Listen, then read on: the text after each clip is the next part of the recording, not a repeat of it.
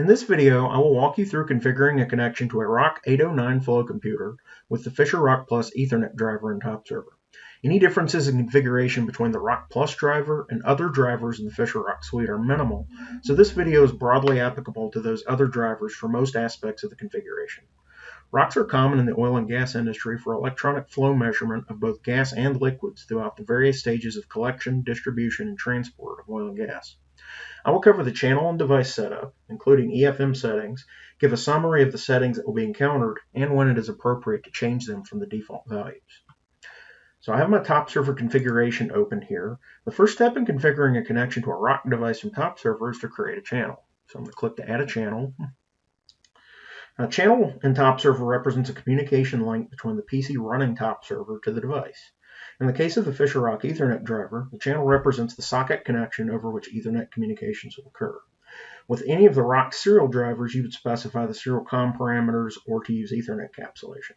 So here we need to go ahead and select from this drop down. I'm going to select my Fisher ROC Plus Ethernet driver. There it is. And I'm going to go ahead and click Next. Then we need to specify a channel name, which is user configurable and is how the channel appears in the top server tree view, and it's also how your client's part of how your client's going to reference devices configured for this channel. So for demo purposes, I'm going to go ahead and call this channel ROC Plus.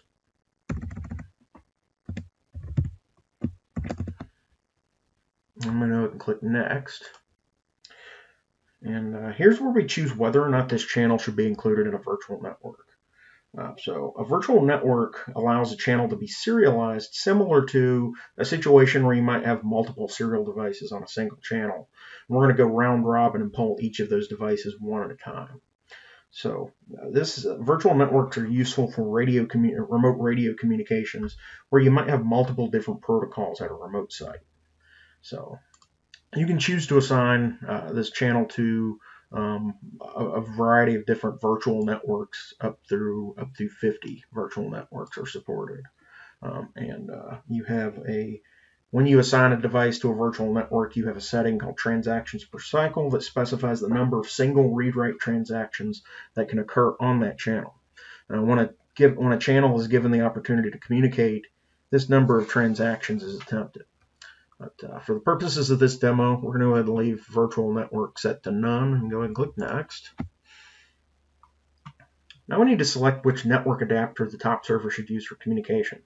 For the purposes of this demo, we'll leave the network adapter at default, which allows the operating system to select the appropriate NIC based on the device's IP address, which gets specified later when we configure the device properties. So go ahead and click Next. Here we review the write optimization settings for this channel. These determine the optimal method of writes based on the write queue and the priority of write operations to read operations. Now, generally, you're just going to leave these at the default values. Those are generally the best option, but just be aware those can be altered as needed. So I'm going to go ahead and click Next. Now, here we review how the driver handles non-normalized floating point values. This can generally be left at the default value, which is what we're going to do here, unless non-normalized values are expected, such as not a number or infinity. So I'll go ahead and click Next to proceed.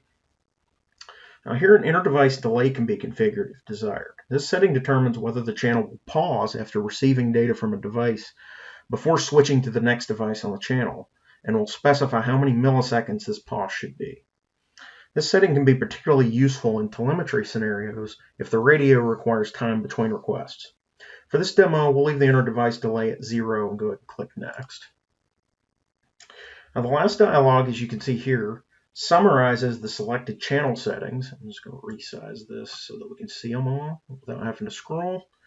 And it provides the ability to, if I so chose, tweak the settings here right in the summary if we happen to notice something incorrect. So I could go in here and change any of these settings right here in the summary without having to click back and go back to the specific section. But our settings are correct, so I'm going to go ahead and click Finish to finish creating my channel. Now that the channel is complete, we need to add a new device to the channel. So we just click here on the Click to Add Device to start the device wizard. And similar to with channel name, the device name is user configurable, and it's how the device appears in the top server tree view. And that's the other component of how your client applications are going to access the device. So for this demo, I'm just going to call my device ROC 809 and go ahead and click Next. The ROC Plus Ethernet driver has 4 different models. I'm just going to expand the list here so you can see what I'm talking about. And you've got 809 and 827 ROC models. Those cover gas only meters. And then you see we've also got 809L and 827L. And those cover both gas and liquid metering. So if you've got devices that have gas only firmware, you use the 809 or the 827. And if you've got devices that are running the liquid firmware, you'd select the 809L or the 827L as your device model. So since the L models do cover both gas and liquid, I'm going to go ahead and select the 809L for the demo purposes so you can see what that looks like. And we're going to go ahead and click Next. Now we need to specify the device's scan mode settings for subscription-based clients. Now, on systems where bandwidth utilization is not a concern, this setting should just be left at the default, which is respect client specified scan rate. Now I'll expand this so you can see all the other options that I'm going to talk about. Respect client specified scan rate, which I said is the default, simply respects the requested scan rate from client applications to determine how often to scan the device. So like your OPC clients that specify a group update rate, this tells top server to respect that group update rate, for instance. Then you've got request data no faster than scan rate. Now that sets a scan rate ceiling. Data will be requested no faster than the frequency that's specified. Then you've got request all data at scan rate, and that means all data will be requested at the specified timing frequency, regardless of what clients are requesting or any other factors. So it's a fixed scan rate. Then you've got do not scan demand poll only, which means there will be no automatic scanning done of the device unless a plugin or a client application manually triggers the poll there's a special _ demand poll system tag for the device that can be used for triggering a demand poll. And then you have the respect tag specified scan rate setting.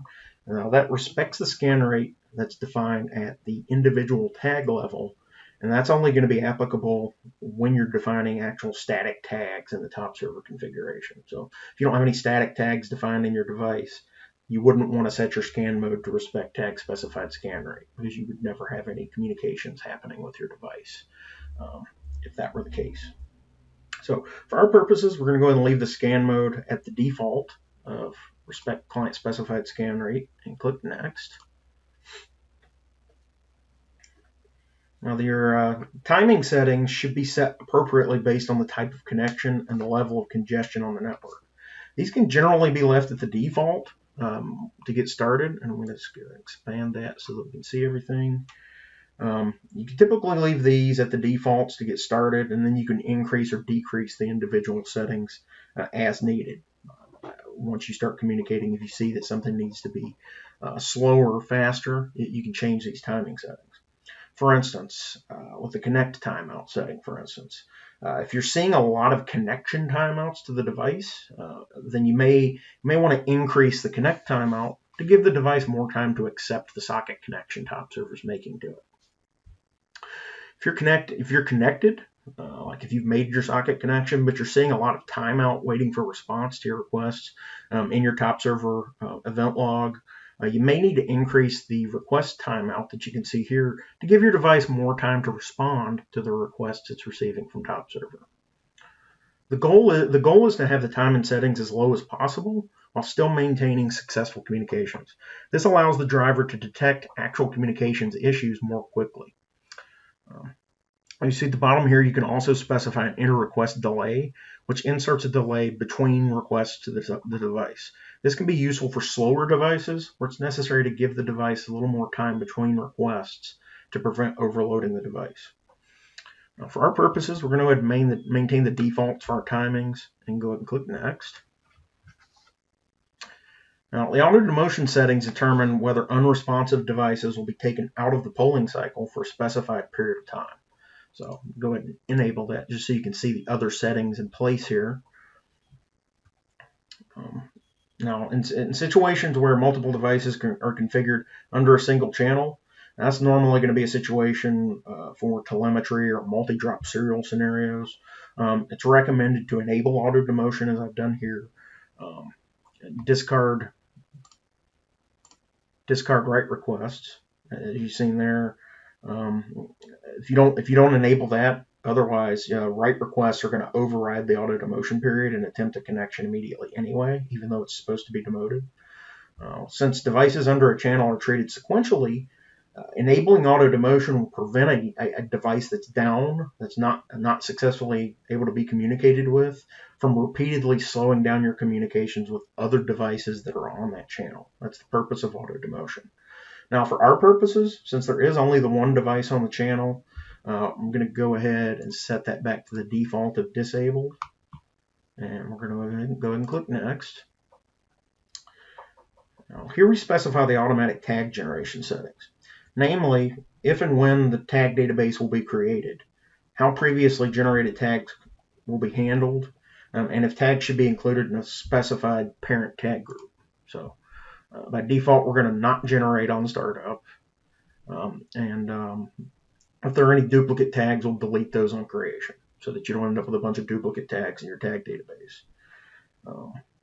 And the parent group, it's blank by default. If you specify a parent group, that keeps your automatically generated tags from mixing with any tags that you've created manually.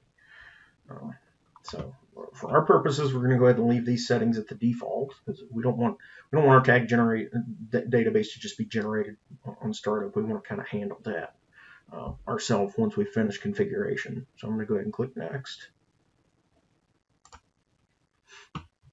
Here we specify the time zone and time sync settings for the Fisher ROC Plus Ethernet driver. So you can see you specify the time zone that the device itself resides in, and whether or not the device should be whether or not the device is going to respect daylight savings time or not. And that's going to depend on whether your device itself is respecting daylight savings time or not. And then we've got our time sync methods, or different time sync methods. So I'm going to expand the list so you can see what I'm talking about here. Possible time synchronization options are, it's disabled by default, meaning if you leave this disabled, the timestamp of the device will never be synchronized with the top server system clock. Or you've got absolute, where the timestamp of the device is going to be synchronized once per day at a time that you specify. Then you've got the interval mode. The timestamp of the device will be synchronized on startup, and then it's going to be synchronized at specific time interval that you specify after that startup, whether it's every hour, and so on and so forth. And then you've got the on-poll time sync method. Now, with this method, the timestamp of the device will be synchronized only when an EFM poll for the device is completed. So basically, we're gonna do a time sync every time there's an EFM poll for the device. Once that poll is completed, we'll do a time sync. Now, I'm going to go ahead and select absolute here so you can see the other settings that are in play here. The time synchronization settings are intended to prevent the device clock from drifting too far from the top server system clock. Now, it primarily affects EFM record polls. It's not going to affect your real-time data collection or anything of that nature. It's specific to EFM. Now, like I said, for the purposes of this demo, I've selected absolute, and you'll see we default to a sync time of midnight. This means that we're going to do a time sync with our ROC at midnight every day. Now, you'll also notice this setting time sync threshold for all of the methods, obviously other than disabled. It's also possible to define a time sync threshold, which when that's set to a non-zero value, that's going to allow the driver to compare the device and system times. And when the difference between those two is greater than the value you specify here, it's going to perform a time sync at that point. That's meant to ensure the drifting of the device's clock is never greater than a defined amount. Also, that you're not doing time syncs unnecessarily. which does create additional bandwidth on your connection to the device if you're syncing more than you really absolutely need to. For the demo purposes, we're just going to keep that at 0. Go ahead and click Next. Here we specify the IP address of our ROC device, which for the demo, I'm going to go ahead and enter 192.168.1.15. And you specify the port over which top server should try to connect. I'm going to keep that at the default of 4000. And you've got the close idle connection setting, which is enabled by default. Determines how long the top server keeps the connection open when there's no data being transmitted over the socket. Now, in conjunction with that, you specify the amount of time the driver should wait in the idle time to close field, which defaults to 15 seconds.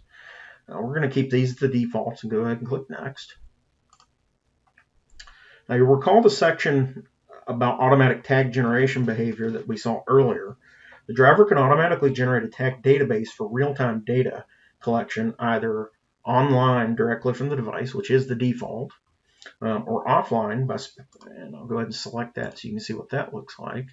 If you do offline, you specify the files from the meter's ROC-Link 800 project. So you can see there's a field for specifying the tag import file, which has a .800 nomenclature at the end. Then you specify the ROC system file, which has a .mdb file extension. And then you get the system DB file, which has a .mdw file extension. So I'm just going to switch that back to online mode for the purposes of the demo. And I'm going to go ahead and click Next. Now we need to enter the device-specific communication settings, namely the address and group of the device.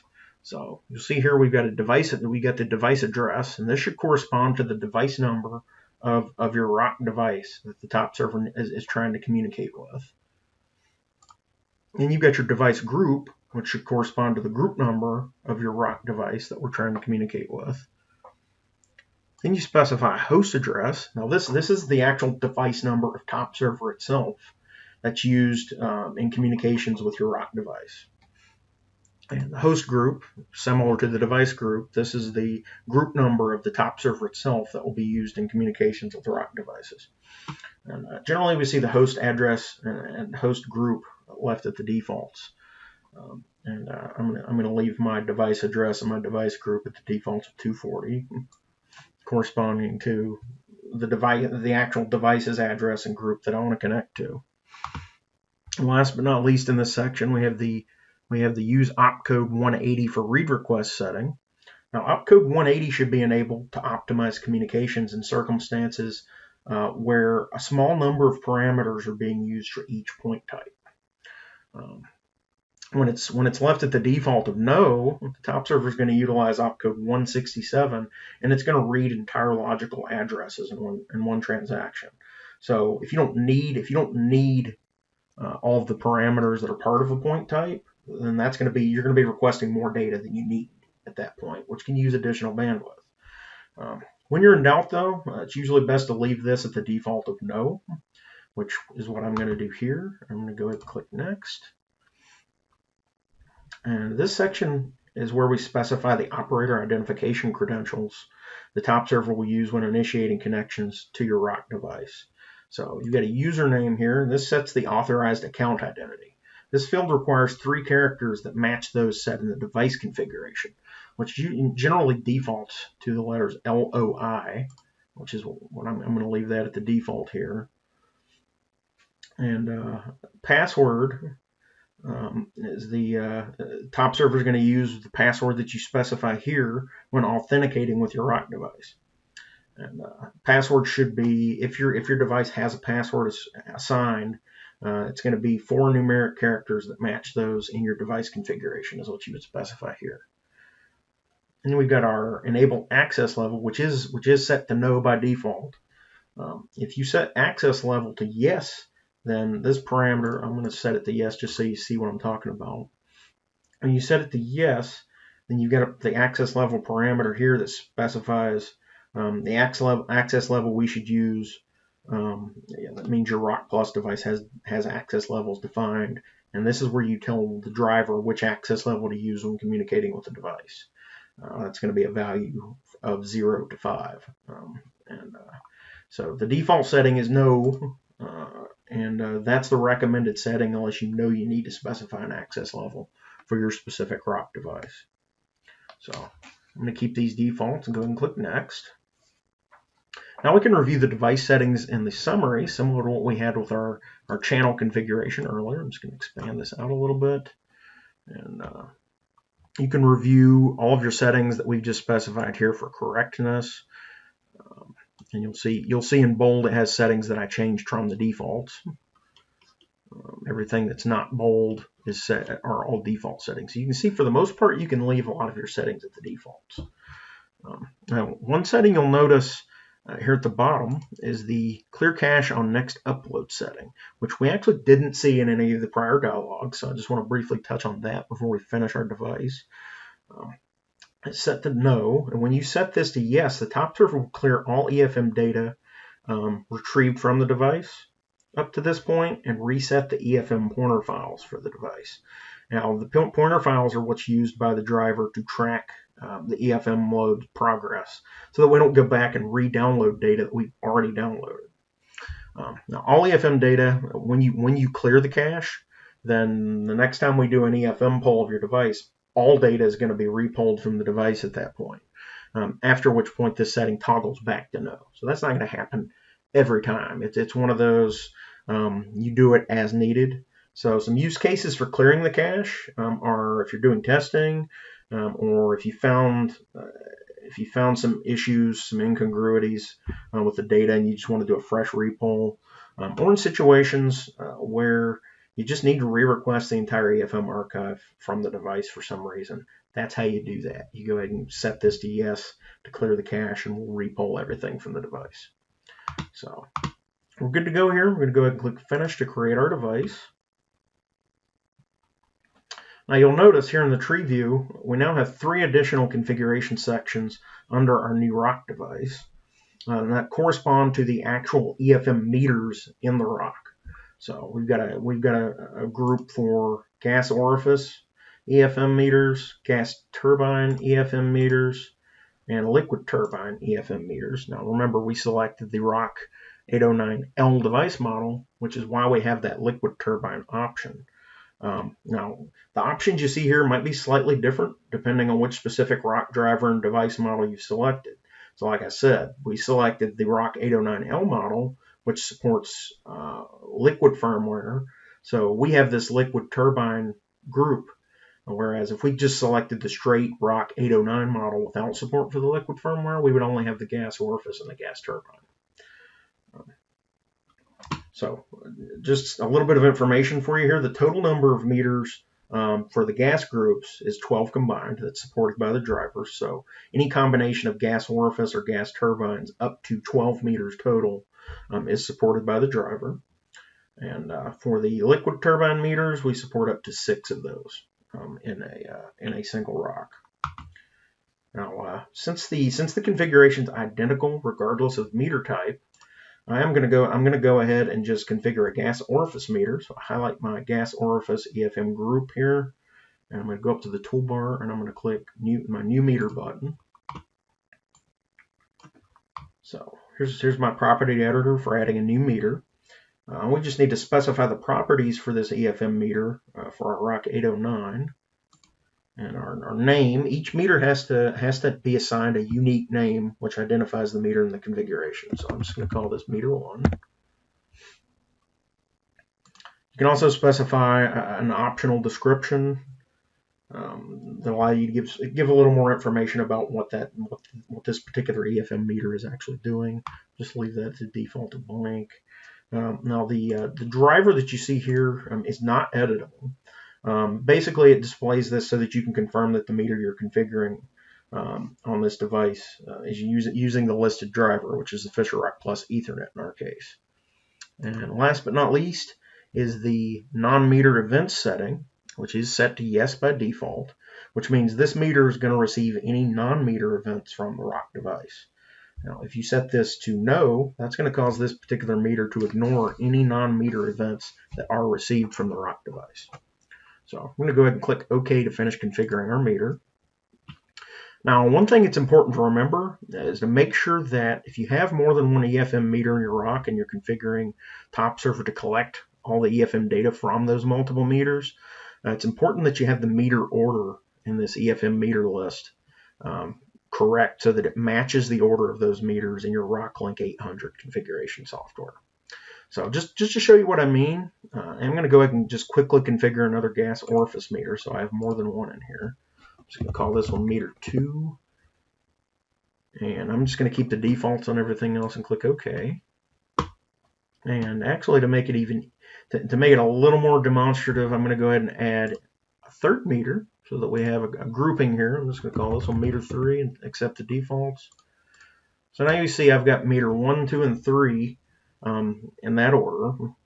So if I found out that, oh well, this meter 3 one actually should be up here at the top, you'll see I've got some additional buttons up here in my toolbar. I've got a move up button and I've got a move top button. So if I found out that meter 3 needed to really be the very first one based on the order in my ROC Link 800 software, I could click this button. You'll see it moved it all the way to the top. If you're highlighting one that's not at the top or at the bottom, you'll see that I've got all those options available. I could send meter 1 all the way to the top. I could move it all the way to the bottom, or I could move it up 1 position or down 1 position. So if I want to move that back to the top, I can move it up there. I have full control over the ordering of my meters in this list. So this allows you to easily change the ordering of your meters. If you later find out that the order in the ROC Link 800 was different from what you thought it was, or if the order has to change in your ROC for some reason, like you have to go into ROC Link 800 and change the ordering of your meters for some reason, this allows you to easily make that change so that everything lines up in your top server configuration with what's configured in ROC Link 800, so that you're correctly gathering the data from those EFM meters on our EFM poles. That's it. There's no special EFM mappings or any other sorts of setups that you might see in some of our other EFM capable drivers like Enron Modbus. If you choose to create a static tag database for real-time communication, you can do so now. You'll see there's a click to add static tag over here. If you want to manually add static tags, you can do it that way, or you can use the automatic tag generation that we saw during the device configuration. Point addresses for ROCs can also be specified dynamically from your client application without having to have a tag database in here. For proper help with addressing those correctly, the address description section of the corresponding driver help file based on the specific ROC driver you're using should be referenced to make sure you're using the proper syntax there. Now, since we did cover how this driver does support auto tag generation, and that is the easiest method to ensure your addressing is defined correctly, I want to just quickly show you how to initiate that process. So to initiate automatic tag generation using the settings you saw earlier, you can simply, I'm going to double click on my ROC 801 device properties. And then you're going to proceed to the tag generation section. And you'll see we've got this create tags link here. So you would basically, to auto-generate the tags either online from your device or from your offline files, depending on what you specified, you just click this create tags link that you see here to start the generation process and create your static tag database in Top Server. Now, this video has shown the general steps required for quickly configuring a Fisher ROC device in Top Server version 6 for EFM and real-time data collection. It is not intended to be a comprehensive how-to regarding the Fisher ROC suite of drivers, and the corresponding driver help file should be referenced for further information. While EFM meters were set up in this video, the Top Server EFM exporter plugin help documentation should be referenced to set up scheduling for EFM polling and exporting to the desired EFM format, such as FlowCal, PGAS, generic CSV, or generic database.